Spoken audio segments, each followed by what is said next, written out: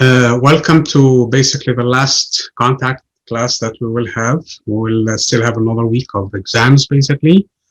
So I already mentioned, I know the recording just started, I mentioned for the people who were in here before that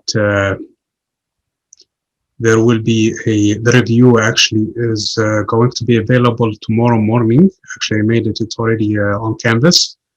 But it's going to open tomorrow morning. It's going to close on Wednesday at 5 p.m. The review actually is graded, and the grade for it goes toward participation. The way this works is the following. You start the review. It doesn't matter what you do in it. It doesn't matter what you score in it. You score 1% in it, or you score 99% in it, you're going to get full credit for it. As long as you start it, as long as you take advantage of it. The point in here is to encourage you to do the actual review. So that's going to go towards your participation.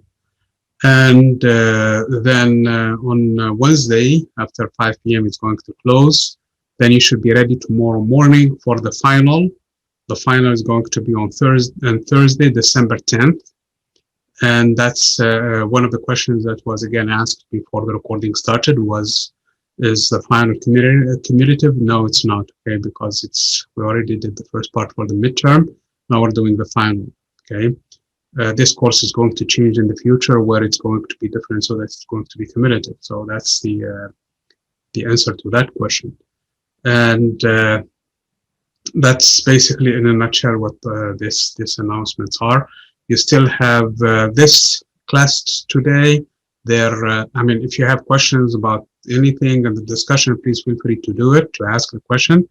But it's not going to be graded. This is not like the previous ones. So because of that fact, and some of you already know that, I know some of them probably are not going to be even watching the recording later on because they probably think there are no consequences to this. But what I'm going to do is send an announcement after the video of this class is uploaded to make sure that the people know that it was uploaded, and also, to make the point exactly how the format for the review is and how the format for the final is. So you expect from me a message most likely tomorrow morning. The reason why I'm saying that is by the time I'm done with your class, there is another one that's going to start after that. And the recording is going to take a long time to be basically uploaded. So downloaded and basically at least the sound is changed on it. And then uploaded again. So most likely the message you will receive tomorrow morning about what's going to happen next week. Another thing that happened today with the class before you guys when I was teaching in the morning was for some reason the sound froze. I think it happened in the past in here where the image froze and the sound was there. So what I ended up doing is restarting my Zoom. So if it happens in this class, please do not leave. I'm going to restart Zoom and it's going to come back and stay in class. So that's the only thing I'm going to tell you about that. Hopefully it doesn't happen, okay? So today's topics are about relativity, basically. It's part of modern physics that we started last time. And it's both the special and the general theory of relativity. Let me give you the context into why is there was a need for a new theory. First of all, there was some discrepancies in terms of the motion, for example, of cosmological objects, astronomical objects. The biggest problem was Mercury, okay? Mercury, despite of the fact that all of the best basically calculations were made, the path, the trajectory of Mercury could not be basically reconciled with Newton's theory of mechanics, basically. So what you do in this case, you say, okay, Mercury is next to the sun. Let me see because if I just include the first equations of Newton, it's not going to work. So what happened then is you say, okay, maybe Venus is not too far from Mercury too, so it may influence it. So include Venus in the calculation. Still, there is a big off factor. As a matter of fact, the whole orbit of Mercury was not regular like everybody else sitting on its plane, but actually it was a precessing. It was going in some sort of a pattern that was kind of weird. It could not explain it with classical mechanics. They said, how about if I include the biggest planets in the solar system, namely Jupiter? Would that make a difference? And you keep on improving and seeing that maybe before you abandon the theory and you say, okay, this is not good because it was perfect, it did so many things for us, and as a matter of fact, your car, when you drive it, or anything that you do day in, day out, it works beautifully with Newton's mechanics. So before you lose hope with this one, because there is one thing odd, you try to do your best to come up with an explanation other than basically abandoning the theory. But if it doesn't do its trick, then you abandon it and you come up with a better explanation that, among other things, explains what have been done already in the past. So the new theory should be able to be compatible with what was observed so far, namely with Newtonian mechanics, and you build a new one. So that's exactly where we were toward the end of the 19th century, basically. There was some oddities too. One of the biggest experiments that was conducted by Michelson and Morley toward the end of the century was Maxwell's equations.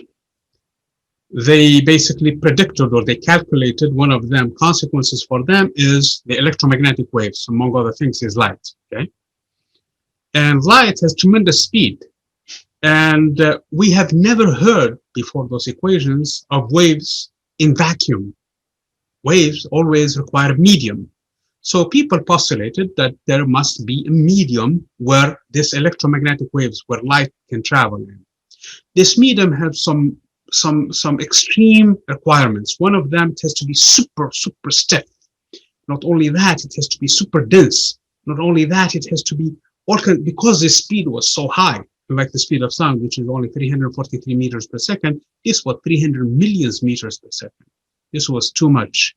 So the tensions in the surface where this thing is happening must be great. At the same time, it should be invisible because we can see the stars and the sun behind it. So this medium, which was called ether, had all of these requirements, and people believed, because the way mechanics work, that it must exist. So what Michelson and Morley did was they basically built an apparatus, and they say, okay, we're going to send a beam. This beam is going to split in two beams. One of them is going to go parallel with the Earth in its orbit around the sun, and the other one is going to be perpendicular to it. The one that is going to be perpendicular to it is not going to be impacted by the motion of the Earth. The other one that is moving where the Earth is going to be impacted. Because if the Earth is moving in this huge medium, namely the ether, then, and it's moving toward the sun, then if we are in the same direction, if the Earth is moving in the same direction in the ether as the beam of light, then the beam of light should have a difference in time. It takes less time to go in the direction of the motion of the Earth than perpendicular to it. So when I send a beam and I split it and then I combine it again, that beam, I should see interference in it. I should really see there is a delay between one and the other. When they did the experiment, they said, oh, there was no delay. The speed of light was the same for both measurements. So they said, okay, oh, this is probably, it's an odd day.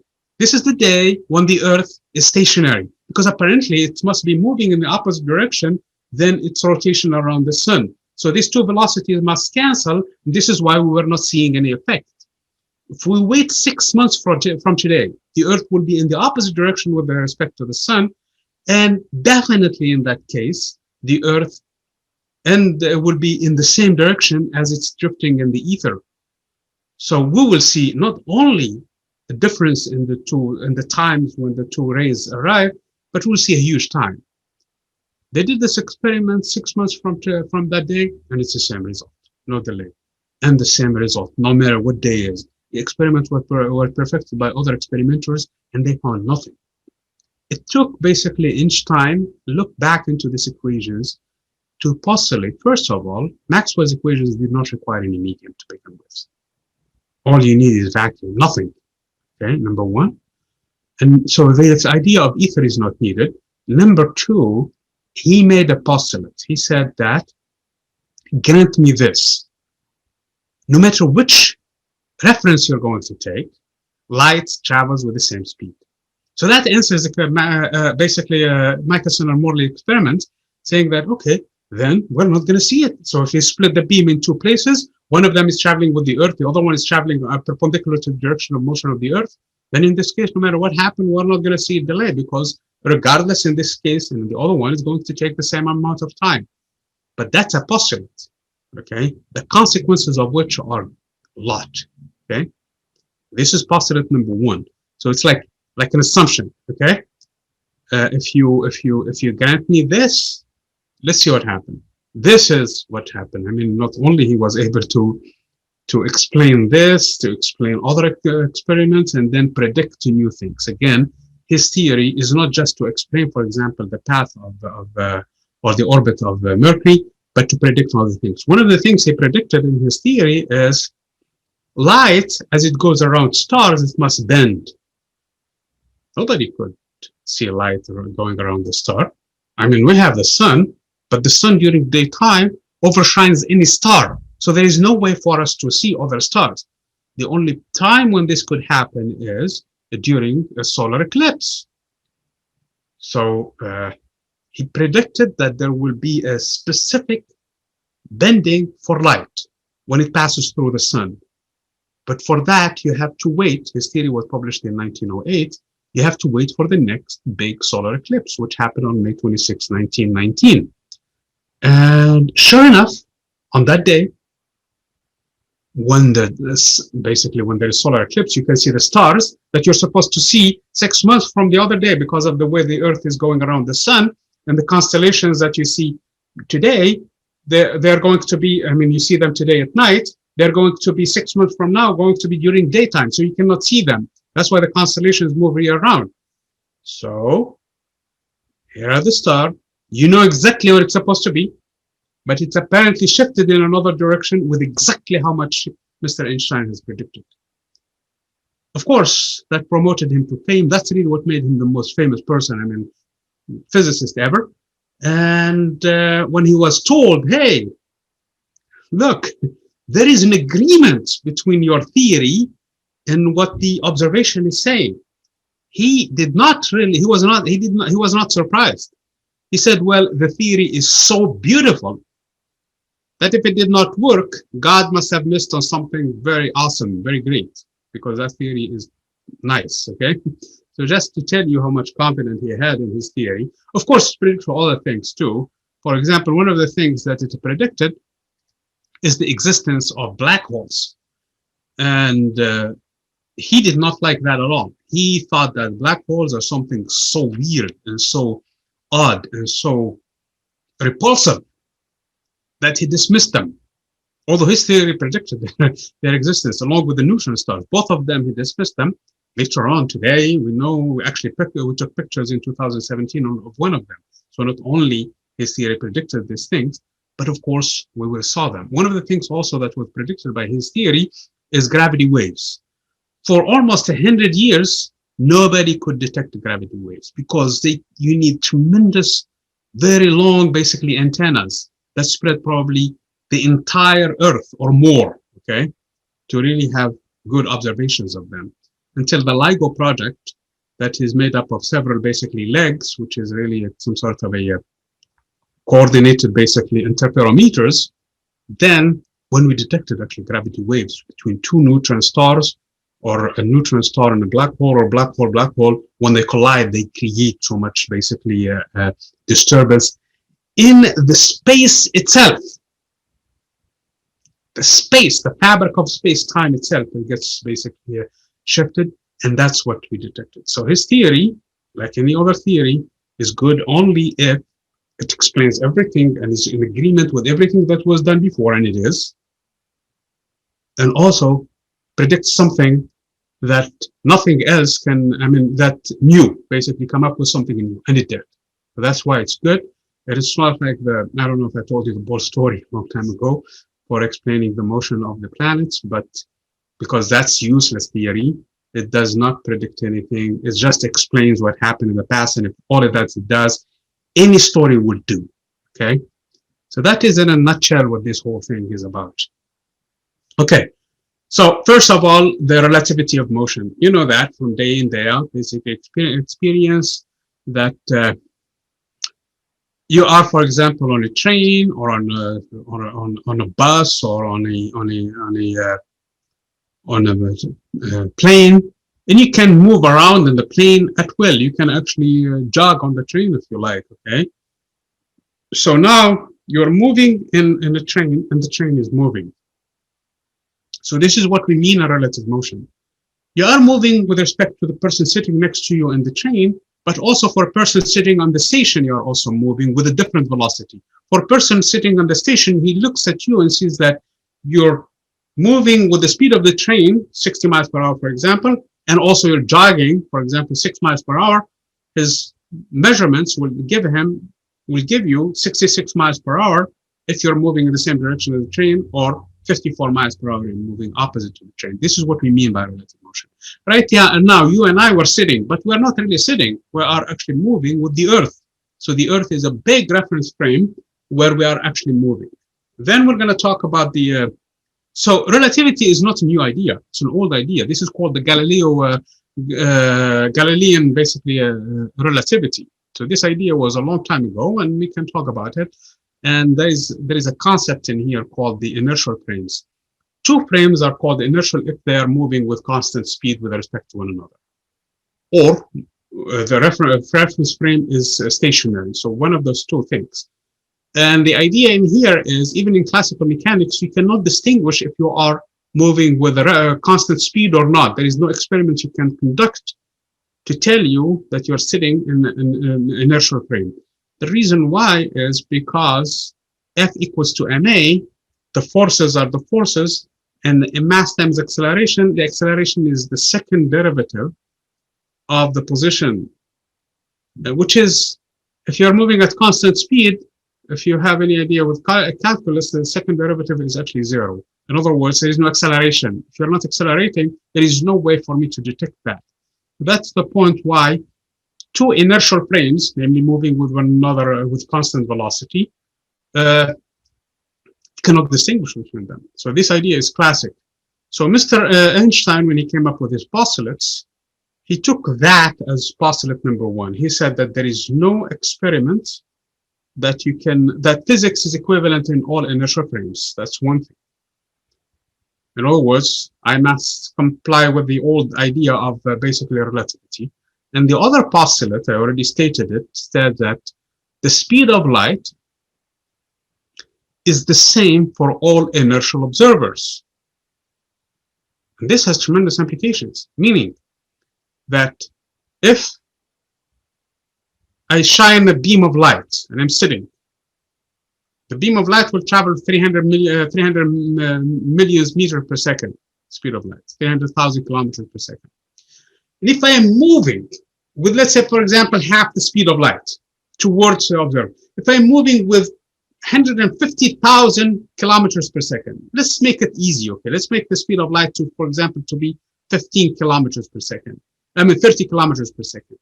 Technically, if the speed of light is 30 kilometers per second, and I'm in a train that is running at 15 kilometers per second, and if I shine it, then you add the 15 plus the 30 to come up with 45. This is not what's going to happen for light. Light will always stay the same.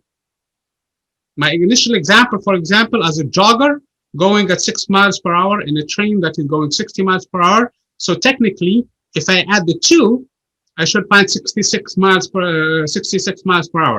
For the case of light, no. If light, for example, happened to travel at 100 kilometers or 100 miles per hour, it's going to stay 100 miles per hour regardless of how fast the train is, and regardless which direction you shine the light in. You shine it in the same direction of the train, it stays the same. You shine it in the back, it stays the same. You shine it sideways, it's going to be the same. Michelson and Morley experiment actually was an exhibition of this idea. So this is a postulate. So those are the two postulates that led to the theory of relativity. This is the special theory of relativity, okay? Then we talk about the simultaneity. That was a big idea into how can we talk about two events that are happening at the same time. And in here, the time itself becomes basically a variable. So two events that happen to be simultaneous in a reference frame, they may or may not be in a different reference frame, depending if it's moving or not with respect to the first one. Okay. The space-time is basically the idea that comes from this one. That means time and space are actually interconnected. They're actually, time can basically morph into space, and space can morph into time in these transformations. So they are actually connected with one another. And like what Mr. Newton was saying, the clock that they have and the one that you have is independent of everything else. It's always ticks the seconds the same, as long as it's a good clock. But with this idea, you will see that the second doesn't tick the same. If I'm sitting still, or if I'm moving with a certain velocity, as a matter of fact, the clocks slow down. Okay, this is the time dilation. Then we're going to talk about the twin paradox, that you have two twins, one of them travels because his clock is basically slowing down. So in a sense that he doesn't age as much versus the person who's staying still. And we will see it that, hey, didn't you say that relativity in here dictates that there is no way for me to tell which one is moving? So in here, I can tell which one is moving because all I have to do is just when they meet back, see which one is younger, then I know that one is the one moving. Well, the answer to that paradox, because that's how the paradox was, that's why we call it paradox, because it looks like it's an apparent contradiction in the statements, because from the vantage point of the traveling twin, the other one is moving backward. He's stationary still. He's sitting and sipping his coffee on the spaceship. So his brother then should be his clock slowing down, and he's the one who's going to age less. And when they meet, he's going to be younger. But that's not true, because part of the problem in here for the traveling brother, at some point, he's not going to be in an inertial frame because he's going to move and turn. When you turn, you accelerate. When you accelerate, you are no longer in an inertial frame. So that's basically what the point in here for the twin paradox. That's in a nutshell the answer to it. Okay, one of them is not in an inertial frame at some point, which then makes it the two frames are not equivalent. Therefore, one of them definitely will become younger, will stay younger, and the other one will age older. And the twins, when they meet, the one who is traveling and came back, that is the one who's going to be younger. So there is no contradiction in it. So the relativity answers the question in this case. Okay, so how velocities add, and that answers the question of the 60 miles per hour train and 66 miles per hour jogger. And then length contraction, that's also another problem in here, because light appears to be the same in all reference frames. In order to reconcile that, there are two ways to fix that. Length has to change, and time also has to change. And they do so that the ratio stays the same. One of the consequences of this law was the mass and energy are the same. Because C is just constant. It's just 300 million meters per second. So when you square it, it's 9 times 10 to the power 9 times 10 to the power 16. Okay, 9 times to the power 16 meters per second, meter squared per second squared. So that's a constant. Okay, so if you have a gram of energy, a gram of mass, yeah, and you can convert it, all of it to energy, then you have energy, okay, in joules. This was the foundation to explaining the subnuclear matter and how it fuses and how it moves out. And I know when we talked about this one, we actually mentioned this equation, E equals to mc squared. Whenever Einstein is mentioned, this equation pops up, okay? And that is part of the consequences of this theory that we didn't know existed before, okay? We didn't know that mass and energy are related, okay? And then the correspondence principle between the energy, energy and the energy and mass. Again, we're going to talk about accelerated. This whole special relativity, the difference between it and the theory of general relativity is gravity. Because relativity, the special relativity deals with inertial frames, moving with constant speed. Now you're accelerating. And the theory of general relativity states the following. Basically, his rationale and the whole argument that Mr. Einstein built was the fact that, hey, if you are in a gravitational field, like the Earth, like every one of us right now in here today, what you are actually experiencing is the acceleration due to gravity. If instead you are not sitting on the Earth, but you're sitting in a spaceship that is completely basically isolated, and instead I accelerate the spaceship upward, you're going to feel the same G, as long as it's the same value, accelerating with the same G. So for you, there is no way to tell if you're actually accelerating, if the ship is accelerating, or actually sitting in a gravitational field. So that was the principle of equivalence, okay, that Mr. Einstein has to state. So that's another principle to build with it, the general theory of relativity. I mentioned the bending of light and how it was really amazingly, basically, first of all, that's one of the predictions of it. Because if you throw a rock, and here on Earth, it's going to follow a projectile. It's going to be a projectile that's going to fall on a parabolic path. Because of E equals to mc squared, light is actually energy. It has no mass. But because of this, you can think of it as actually mass too, because it has energy. Okay. Remember, light frequency and energy are the same. That was one of the questions last time. So light is energy, which means that it has what is called, what is known as a moving mass. Okay. So if you throw light, then it should bend just like you throw a rock. Okay. So that was one of the conclusions because of the fact that you are in an accelerated frame. So light should bend with gravity. That was one of his obvious conclusions. People didn't think that, hey, first of all, how can you do that?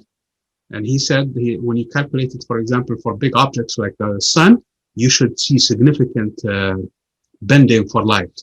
And sure enough, when the first observations were made, that was major triumph for science and Einstein and the theory of relativity.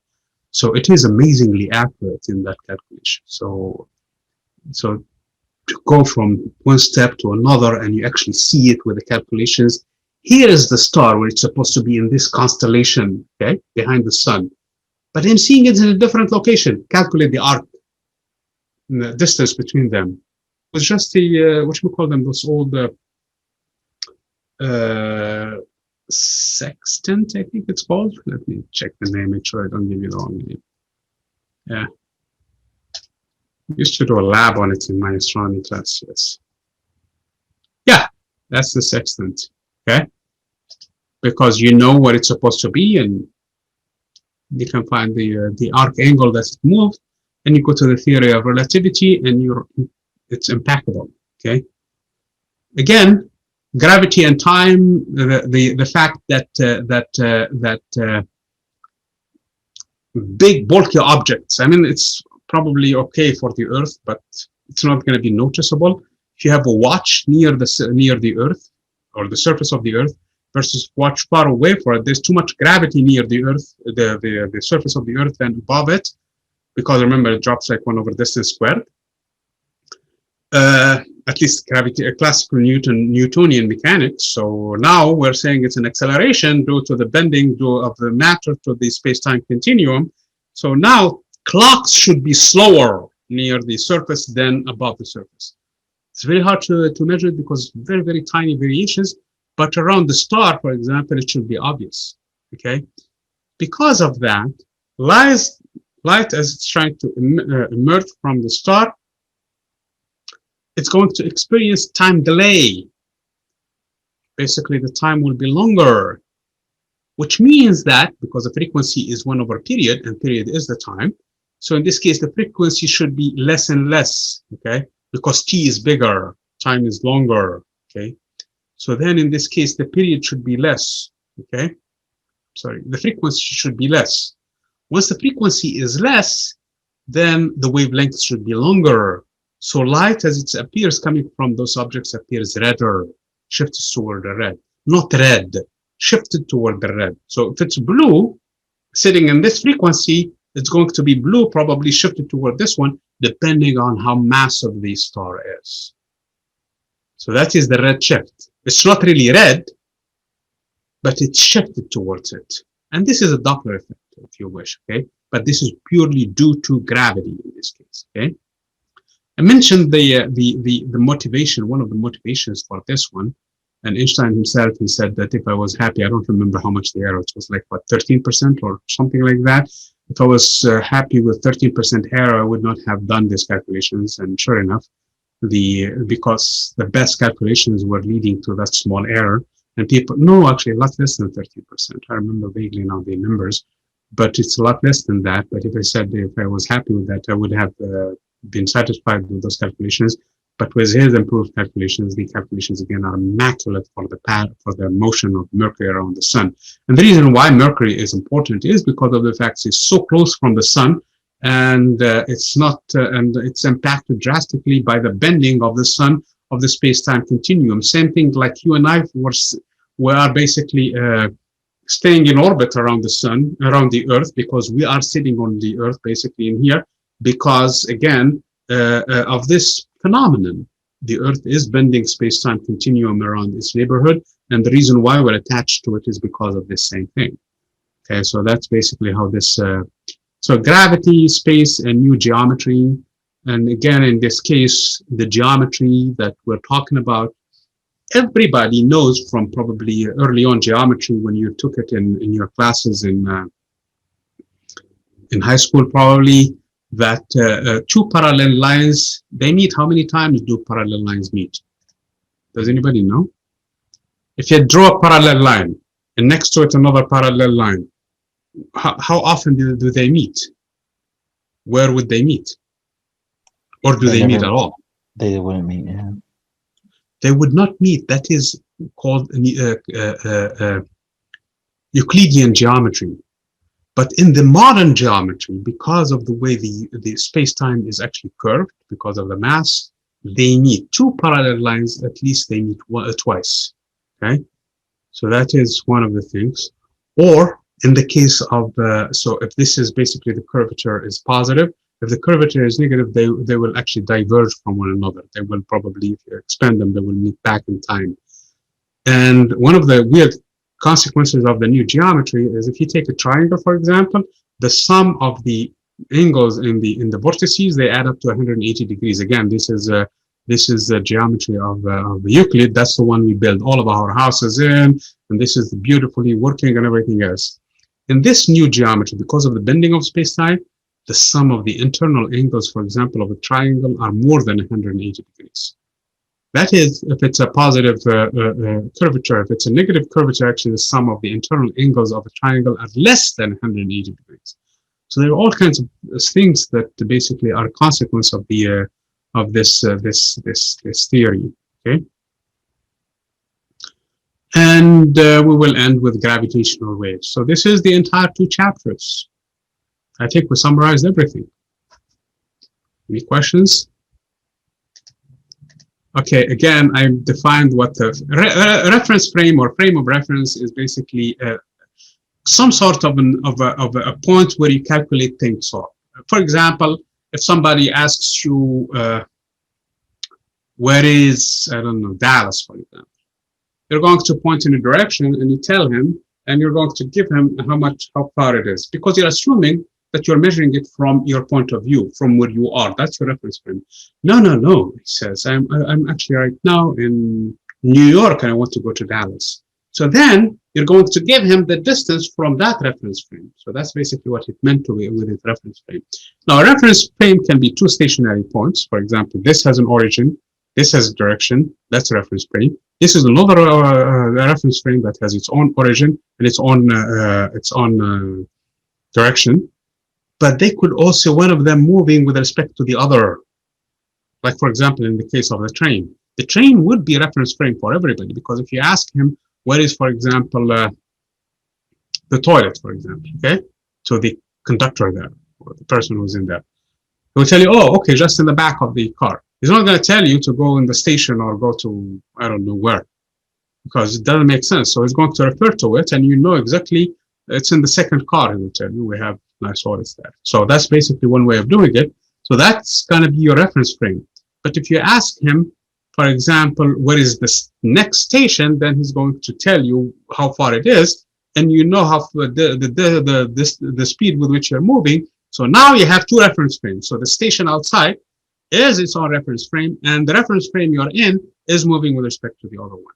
We call them inertial frames if they move with constant speeds with respect to one another. So the speed has to be constant, cannot be accelerating. That's the key for inertial frames.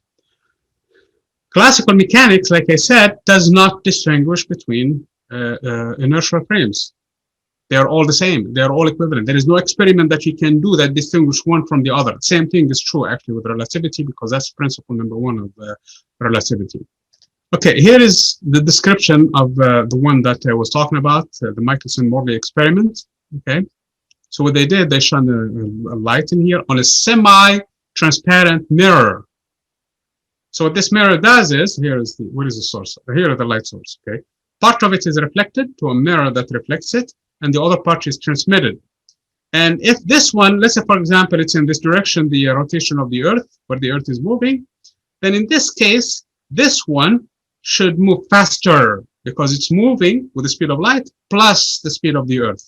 So this one should take less time coming back in here to this mirror, whereas this one is not impacted by the motion of the Earth because the Earth is moving this way, for example, and this one is perpendicular to it, so it's not moving in the direction of the train. Okay, so when it comes back, they're merging in here. So when I look at them with this telescope, I should see theoretically a delay. I should see the first one coming and the second one coming. But because of the same, both of them are the same color, there is no way for me to tell which one is which. So what I should see instead, interference patterns, okay, that form. If I adjust this glass in here just enough, I should see a pattern. But no matter what I do with this glass, I have to have it zero basically in here. In other words, there should not be anything in here in order for me to have no interference, because if there is interference, the way I adjust it in here to see how much it is moving, all I have to do is adjust the thickness or the angle for that one to bring it back so that there is no interference. So all of the interference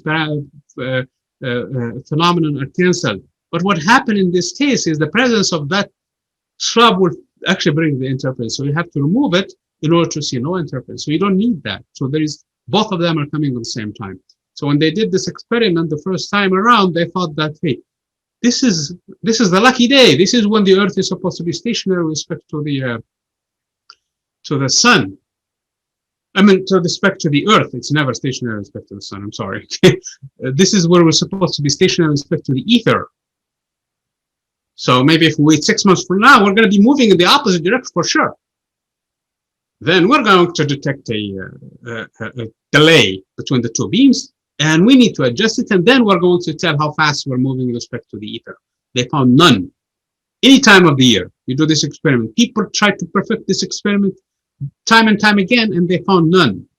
And Einstein told them, hey, there is no ether. There is no need for it. Electromagnetic waves are waves that travel in vacuum, pure vacuum. That's it. And they travel with the speed of light, which is maximum speed. So it doesn't matter if the Earth is moving in the direction where you shot the beam or not, you're going to get the same speed. So this one is moving with speed c, 300 millions per second. So it's going to arrive at the same time as much as this one that is perpendicular to the direction of motion of the Earth. So it's not impacted. So this one is not going to go any slower. So it's going to come back in here. Both of them meet at the same time. No need for this junk in here.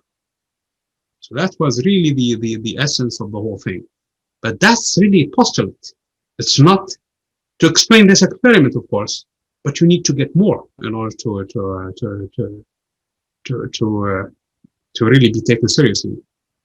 Again, this is the point that I'm taking in here. This is the idea that I was talking about. Okay. So if lights doesn't matter, okay, if you're traveling with half the speed of light and shine the speed of this laser beam, it's always going to travel with the speed of light. Okay. So those are actually the postulates of so simultaneity. Again, two events that are simultaneous in one reference frame need not to be simultaneous in another reference frame. Here is the idea in here. Okay, you're sitting in here. Okay, and the train is stationary. The spaceship is stationary. Okay. By the way, all of the arguments that were done at that time were done with the trains. Okay. Because in the 1900s, there was no spaceships to talk about them. But anyway, So the beam in this case will hit one side and the other side of the ship at the same time. So these two events are simultaneous events. But in the case where the train, when the spaceship is moving, then in this case, these two events that were simultaneous in one reference frame are not simultaneous in a different reference frame.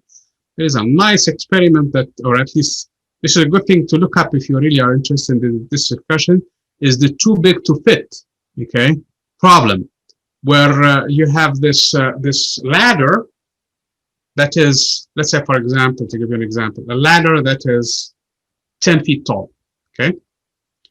And a barn that is, let's say, for example, 8 feet wide, okay?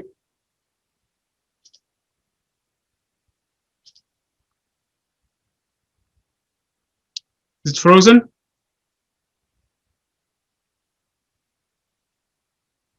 Okay. So basically, the two fit to the two. Oh, I forgot even the words when I said it earlier. The too long to fit. I think the problem. I forgot even how. The ladder problem. Anyway, let me find the word for it. And if you're interested, there's a lot of discussions in here. This part of the lab that we used to do anyway. Too tall to fit problem.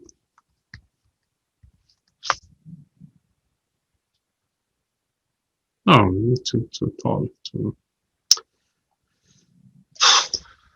Oh,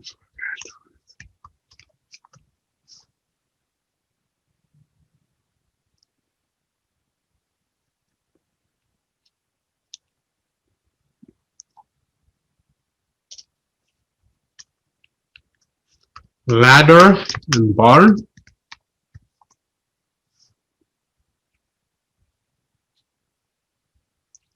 The ladder paradox, that's what it's called, okay? The pole and the barn paradox, yeah. So a pole, or however you want to call it, okay? So basically it has 10 feet, it's 10 feet long, and you want to fit it in a barn that is only 8 feet wide. So what you do in this case, you have to bring it so fast that it's going to shrink in size and fit in it, okay? There is another similar problem, if you want to say it, is that you have a, for example, a 400-meter spaceship, and you want to put it in a station that is only 300 meters wide.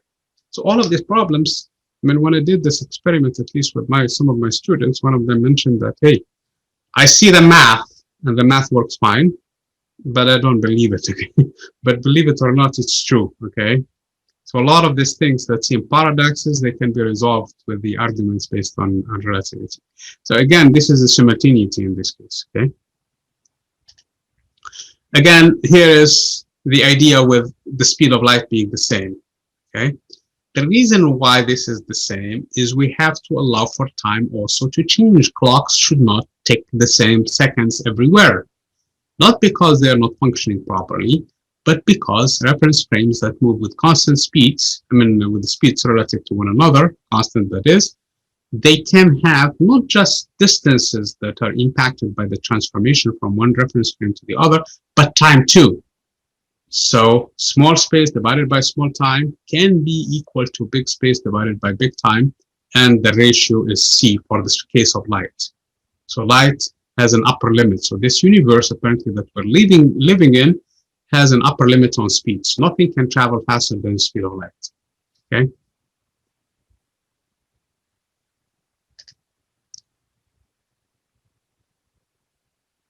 So is the non-simultaneity of hearing thunder and seeing lightning similar to... No, those are two different phenomena, okay? That's not true. Let's get some interesting ideas. Time dilation, okay? That's one of the consequences, is that time actually starts to change from reference frame to another reference frame. And I already mentioned the fact that the twin paradox, which we're getting into. So this is a clock, if you wish, okay, that ticks time this way.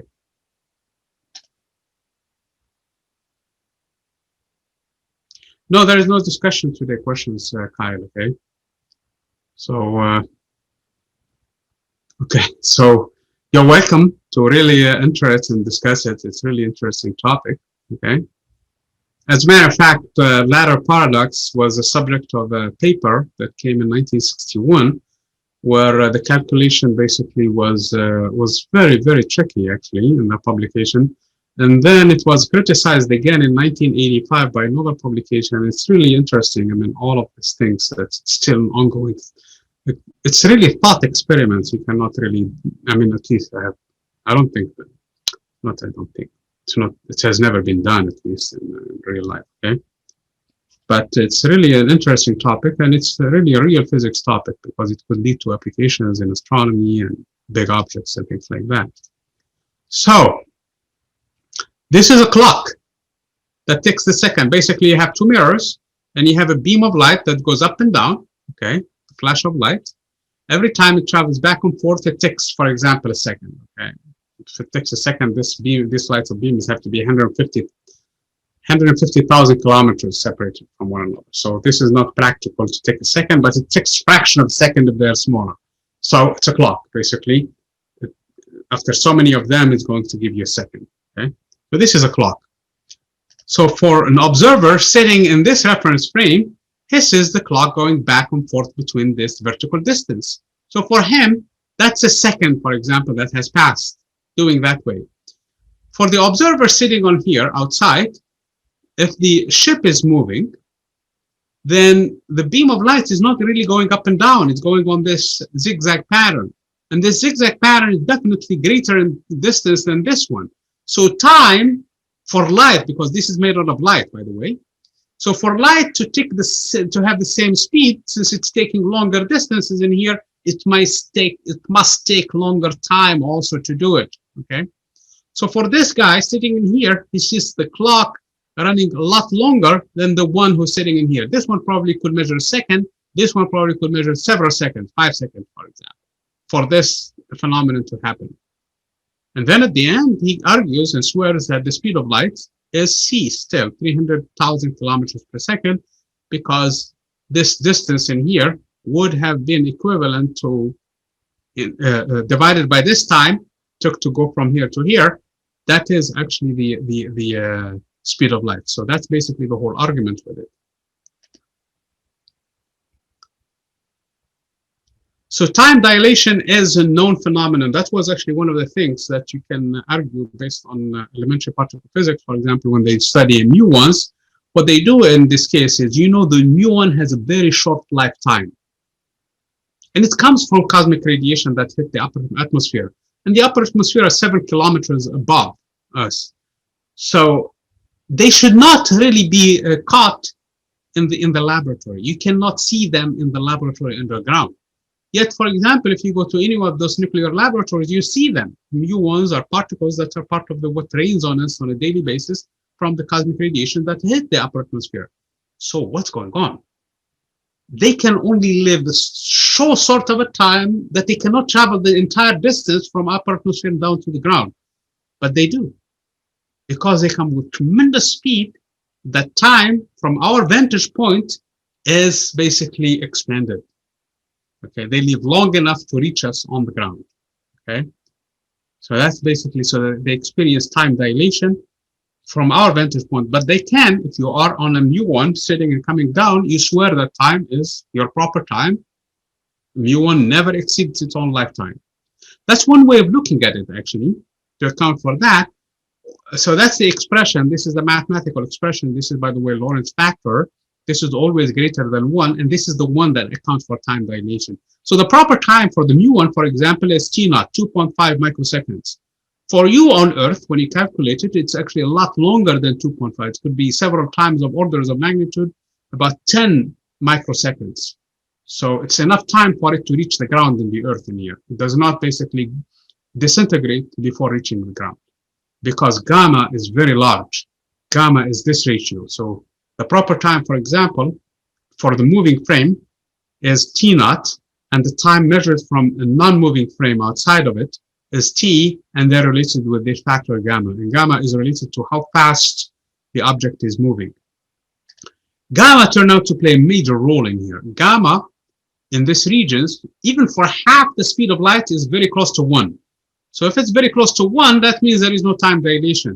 So even if you're moving with half the speed of light, or even the 3/4 the speed of light, 75% the speed of light, the phenomenon is really classical mechanics, Newtonian mechanics. You have to be very, very close from the speed of light to start to say significant values for gamma, where you can see time dilation in here. So for small velocities, you're not going to see it. That's why we never, on a daily basis, think of relativity, because our speeds are very insignificant compared to the speed of light. Because gamma, for all practical purposes, is 1 when v is very, very small in here compared to c, which means that my clock and your clock will tick the same because gamma is 1. But when you are moving super fast, very close from c, gamma is actually significantly higher than 1. Okay? And the proper time, if you're moving with the frame, will be measured much, much higher from somebody who's looking at it from outside. So that's in a nutshell summary of this whole thing. Okay? The other side of the argument, I know we're running out of time and we did not even get into the second thing. This leads to the twin paradox, as I mentioned before. Okay, you have two twins. One of them travels and comes back. The one who stays in is become an old man, depending on how fast the other one was moving, and the one who returns still practically did not age much compared to his twin brother. So now it's like a grandpa and grandchild meeting one another. And the answer to that is because, hey, why can't I see it from the other vantage point? Because this guy traveling with the speed is traveling with constant speed. So as far as he's concerned, his brother is moving back with the planet and everything else, and he's sitting stationary there eating his breakfast and watching his TV. So he's not moving. Everything else is moving, including the stars and the universe and everything else moving in the opposite direction. So why couldn't he, the one being aging, whereas the clock of his brother sitting and still is the one that is moving slower? In other words, he's the one who's going to be older than the one who's sitting. Well, in this case, the answer to it is simply, and I know we go through a lot of discussion in here about the beam and sending lights, and that's actually the proper argument for it, and this is part of an activity. But in a nutshell, what's going on is he has to turn and come back, at least. As a matter of fact, he has to accelerate to get that speed, okay? And he has to slow down and return and come back and slow down again. During the acceleration stage, gaining speed or losing speed or even turning, he's not in an inertial frame. So there is definitely non-equivalence between the two brothers, and one of them definitely has to get older and is the one who's sitting in here. The other one is the one who's moving, so his clock will slow down. So that is the answer in a nutshell to the paradox. So there is no paradox, there is no contradiction in this thing. So again, it's about the twin paradox, similar to the ladder paradox. So there are all kinds of paradoxes actually when it comes to this one. This is how the velocities, you and I, we add them. The train is moving 60 miles per hour. You're jogging 6 miles per hour. You add the two, it's 66 miles per hour. Whereas in this case, you use this expression to do the actual addition. Okay? So it's not just the sum of the velocities, but it's divided by 1 plus this factor. So if one of them is moving with the speed of light and you're trying to find the speed of light, so v1 plus the speed of light divided by 1 plus v1 times the speed of light over the speed of light. And if you're careful enough with the algebra, you'll find that v stays the same c. Okay, so this transformation is exactly what we need, so that light has the same speed everywhere. Length contraction is another thing that also happens. The same thing that that also is multiplying by a factor of gamma, which is 1 over this factor. The length actually contracts by a factor of gamma. Okay, length actually appears to be shrunk. Okay, so that's actually another thing that is. So if the baseball is moving in this direction, faster and faster and faster, as the speed of light, basically very close for 99.9% of the light, is going to be a single line in here. There is no contraction in the direction that is perpendicular until it almost disappears in time, because you cannot reach the speed of light. So V equal to C is nonsense, not for a massive object. Okay. Which brings me to the concept of momentum. The momentum also is factored by the factor of gamma. By the way, this is divided by gamma because gamma itself is just 1 minus square root of v squared over c squared. So 1 over that. So when you divide that by, it's going to be, so it's L naught over gamma in this case for the length contraction. for the momentum is a factor of gamma. So the momentum, if you guys remember, we defined as mv. Now it's a gamma times mv, and gamma itself has v in it. So this is a very complicated expression for the momentum. If you work the problem with the momentum backward, and you end up with an energy for the moving object that is mc squared. That is where the mc squared is coming from. It's coming from this equation, really. Once you work the momentum, and you work with the force, and you work with the energy, that is really where it comes from. And this is the concept of the bending of light again, when it carries so much momentum in it, because gamma now is so big, when 1 over 1 minus, remember that curve? Where is it? This one. So when V is very close from C, gamma is very large. So in this case, when gamma is very large because the velocity is very close from C, then what we have in this situation is we have the momentum will be very large. So when you put a beam of light moving with super high velocities, there is definitely, instead of the prediction that it's going to be here based on classical mechanics, it's going to land somewhere else. So that's another way of verifying actually a Newtonian, Einstein's theory of relativity. Again, I talked about this expression here, and this is what really led to a lot of advancement in nuclear physics. Okay, so 1 gram of energy, 1 gram,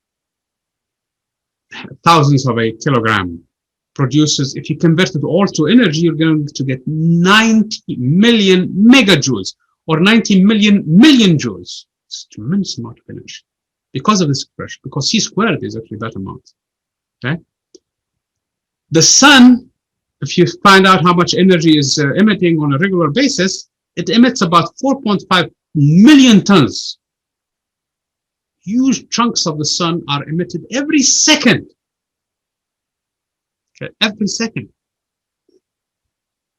But because the sun is a huge has a huge mass, it's hardly going to lose much of its mass over a long time. The sun is so massive, however, 1 million years, only 1/10 millionth of the sun's mass will be lost. So that's why it's been going on for a long, long time, because of its sheer mass. But again, what it's doing in this case, it's converting energy using nuclear reactions to converting mass to energy. So again, this is, I mentioned the fact that classical mechanics and Newtonian mechanics, they collapse on each other. All you need in this case is the velocity is very small. And it's again that same curve for gamma. Excuse me.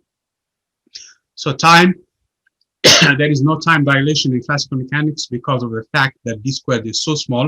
So this is practically 0. So 1 minus 0 is 1, square root of 1 is 1. So the two clocks tick the same. There is no length contraction too, because you're multiplying it by square root of 1. Had this been less than, not 0, you're multiplying it by less than 1, basically. So the length will be shrunk. And the relativistic momentum, again, is given by this expression. It falls down back into a classical momentum using the when you are in very small velocities. So you recover Newtonian mechanics under the assumption that velocities are not big compared to the speed of light. And it's true. Day-to-day business is that is. But if you're in a nuclear accelerator, or if you're near a black hole or something, then it's a different story altogether. So this is the general theory of relativity. And again, I mentioned the fact that we've dealt in classical, special theory of relativity with basically velocities that are very small. I mean, non-acceleration. But now we're talking about accelerated reference frames. So they are no longer inertial frames in a sense. Okay. Here is the analogy I was talking about. If you are sitting in a spaceship, for example, and the spaceship is not moving in interstellar space, not on the Earth, somewhere outside of any celestial object, there is no gravity there, so everything will float. But if the ship starts to accelerate, let's say it accelerates with g, now if you weigh on Earth 700 kilograms meter per second squared, or 700 Newton, because your mass is 70 kilograms, 70 times 10 is 700. If you're moving with G, then that's what the reading is going to say. It's going to read 700 newtons. You're going to feel your own weight. Well, if this happened on Earth, it's the same thing. So as if this is where the point is. So an accelerated frame is equivalent to a gravitational, basically, field. That's it. That's really what the whole thing is. So this is the principle of equivalence here. So it talks about that in here. Okay, if the frame is accelerating, and if you hold two masses, a feather and a hammer, for example, if the frame is not moving, you're in interstellar space, there is nothing in there. Okay, no Earth, no Moon, no nothing. And if you're holding them and you let go of them, and even if you're moving with constant speed, they will stay the same because they're not accelerated anywhere. Okay, if you let go of a feather and the hammer at the same time, they're not going to go anywhere because before releasing them, you were moving with the train, with the spaceship at constant speed. So when you're there, they have your own speed. Once you let go of them, they keep their speed. Okay. Now, what happens if the frame accelerates? Then, in this case, they will actually they're not anymore moving at constant speed or moving at all with you. They will stay in their place until the bottom of the ship reaches them. So for you, because you don't know, basically you're attributing everything to gravity, you say, actually, there is a force of gravity in here. That's how they are pulled in here, because there is a force, a hidden force that I don't see. Here it is. But it's not that. It's actually just due to the acceleration. That's all. Okay? So if the ship is, again, covered, you wouldn't tell that it's accelerated. So you assume that there is a mysterious force pulling you toward the center of toward the bottom of the ship in here. That's exactly what's going on right now. That's what we're attributing the force of gravity due to Mr. Newton. We're saying, okay, there is a mysterious force, we call it gravity. This is how it works. So this is the principle of equivalence between basically gravitational field and accelerated acceleration. Now, as I said, if you have a mass in here, a bullet, for example, and you throw it on an accelerated frame. So what happened in this case, the bullet is in contact with the frame, first of all, with the gun. And then when the gun releases it, the bullet now is under no constraints. It's going to basically stay in the same direction. What happened is the reference frame is moving towards it. So when you do a bullet right now, or you throw a rock or a baseball or something, it's going to follow a curve, okay? This is exactly what this will do too. So for you, you say, oh, because I created a force, that force is holding me to the ground, and that is exactly what causing this bullet to go on this parabolic path, okay? So you assume that, hey, this is the path for the parabola. It's due just to the fact that there is that force that is pulling me toward the bottom of the ship.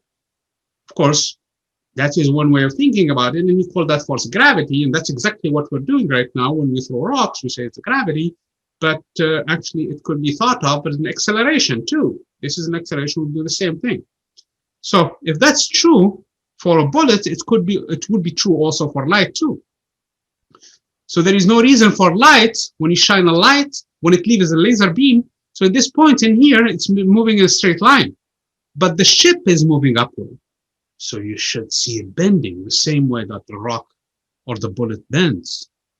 That was one of the conclusions of relativity. Because of the fact that you are sitting in an accelerated frame, you would see that. The same thing should happen with gravity too. Because of the equivalence between gravity and acceleration, they're equivalent. So if it happens for an accelerated frame, the way that we can think of it very easily in here, because the bottom of the frame is coming and the ship is coming to meet it, then we see it in a parabolic pattern, just like when we do explain also the bullet, the same thing should work also for light and their gravity, because the gravity and acceleration are the same, they're equivalent, not the same. So again, the bending must be true. If it's true for a rock on Earth, it must be true also for a light beam. So that was one of the conclusions. Of course, that was a major, basically, conclusion. I mean, it left a lot of people kind of suspicious. What's going on? Light bending and their gravity? Light has no mass. How could it bend? I mean, I understand rocks using Newtonian mechanics and F equals to ma and all of that. But you're talking now light that doesn't have mass. How could it bend? But if you go think of this rationale the way that Einstein was thinking about it, it should. There is no reason for it. It should not, because the acceleration due to gravity and the acceleration due to a frame accelerating, they're the same. They're equivalent. That's his argument about the whole thing. So we should see if there is a total eclipse, light bending around the sun. Okay, that's exactly what we saw in 1919, by exactly the same amount that the theory of relativity predicted. Impeccable conclusion. Isn't this amazing? Okay. So that's basically one of the conclusions of relativity. Later on, I mean, there are so many questions in here. This is again time dilation due to gravity. If it's true for the light, it's also true for time. So the clock on the surface is basically should tick slower than a clock away from it. Again, the effects of gravity are similar, which leads me also, this is the same thing in here. If clock is not moving in the center, clock outside is not moving, they should tick the same, but this one should be moving faster, so it has to run slow, okay? And this is exactly the red shift that I was talking about when light tries to leave supermassive objects, okay? Like stars and things like that, okay? And one of the explanations was for this phenomenon, for the precession of Venus, I mean not Venus, Mercury around the sun. So it was also impeccably actually also explained by the general theory of relativity. And again, you have in here also the contraction of length for an accelerated versus a non-accelerated. This meter stick is contracted. This one is not moving, so it stays the same. This one is moving in the opposite direction, so its length should not be contracting, which lead me to the ratio of the circumference in this case over the diameter is not necessarily pi. So Euclidean geometry now is thrown backward on its head basically, and one of the consequences for it is that the sums of the triangle are not necessarily 180 degrees. If the curvature is positive, they will be more than 180 degrees. If the curvature is negative, it should be less than 180 degrees. If you take, for example, these three planets around the sun, Earth, Venus, and Mars, and you measure, for example, the beams and how they shine around them, you will find them more than 180 degrees, indicating that there is a positive curvature in space-time. And so that's basically one of the consequences that we live in the geodesics basically is the path of the light in here, the shortest path of the light that it takes. So that leads to the conclusion that actually gravity and any force in this case related to gravity is not really a force in that sense, but it's a deformation in the space-time continuum, in the fabric of space-time because of the presence of these masses. And then the objects, the way that they are supposed to stay in orbit in here, they need to gain velocity in order not to fall in the pit in here, if you wish, created, or the dent created by the presence of that mass. Okay, that's exactly what's going on with this. Gravity waves, again, was one of the conclusions that this fabric in here is being basically pushed, and if another object comes closer from it and they start to basically spin or falls into it, that should create disturbance in the fabric of space-time continuum, and that is going to be reflected with gravitational waves traveling with the speed of light that nobody could have detected, at least for 100 years. People believe that they will never be detected until the LIGO project in this century. I mean, it took a long time basically to build. And I had a chance actually to sit into one of the presentations of one of the people who worked on it. And it's really amazing how many basically tweaking and basically tuning that they have to do really to get this detection working, because of the tremendous basically very long wavelengths that they have to find. Okay, so but it's there. I mean, it's really there, and it's not electromagnetic. This basically opened a new era for us to look at the astronomy in a different perspective, because everything we know about astronomy was based on observation of light or electromagnetic waves in general. Now we have different kinds of waves to explore the universe, which gives us, because from in the early days, I know we still have a few minutes to finish this, and I think we are in the last slide.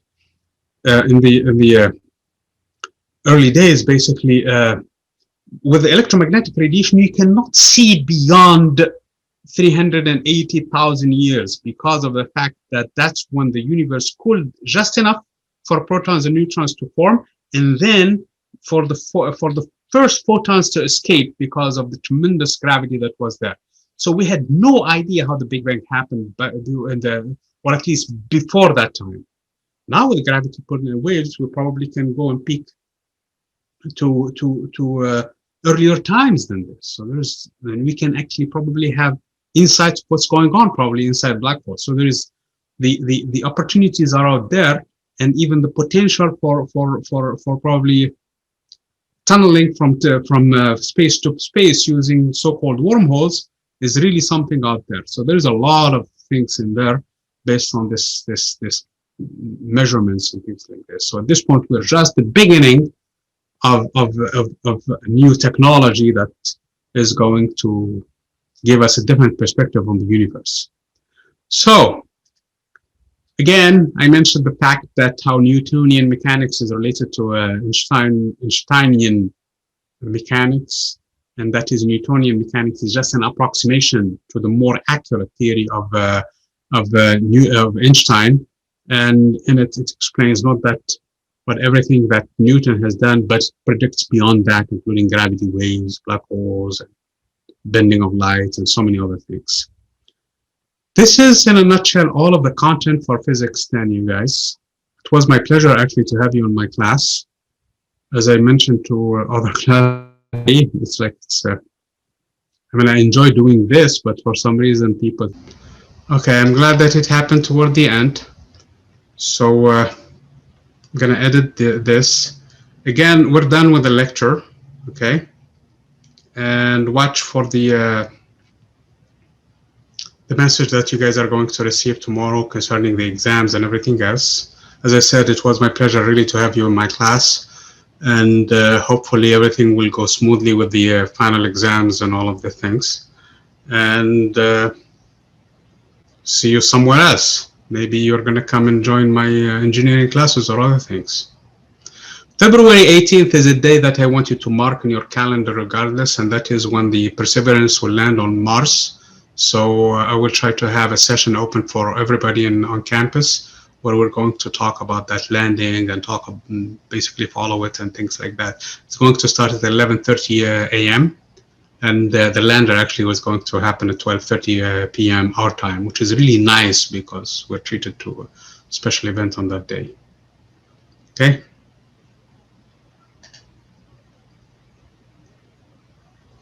Okay, thank you guys. And there is no discussion question, Jeffrey, today because it's the last class, and I really don't want to, if I give it today, it's going to be due by the end of the final day, so it's not going to work. So usually I don't do that for the last class, okay? Watch for survey that you guys are going to receive basically on how to improve this class, okay? Thank you guys. I'm going to stop the recording now.